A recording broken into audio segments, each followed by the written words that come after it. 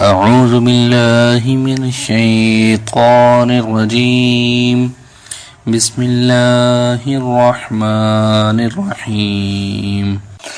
سيقول السفهاء من الناس ما ولاهم عن قبلتهم التي كانوا عليها قل لله المشرق والمغرب يهدي من يشاء إلى صراط مستقيم وكذلك جعلناكم أمة وسطا لتكونوا شهداء على الناس ويكون الرسول عليكم شهيدا وما جعلنا القبلة التي كنت عليها إلا لنعلم من يتبع الرسول ممن ينقلب على عقبيه وإن كانت لكبيرة إلا على الذين هدى الله وما كان الله ليضيع إيمانكم إن الله بالناس لرؤوف رحيم.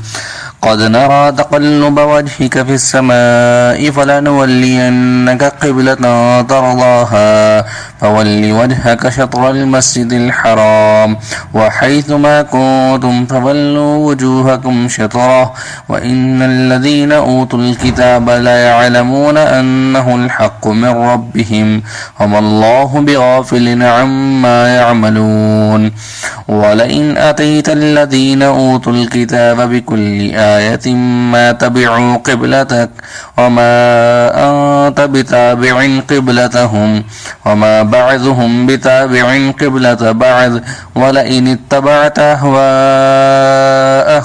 من بعد ما جاءك من العلم إنك إذا لمن الظالمين. الذين آتيناهم الكتاب يعرفونه كما يعرفون أبناءهم وإن فريقا منهم ليكتمون الحق وهم يعلمون. الحق من ربك فلا تكونن من الممترين.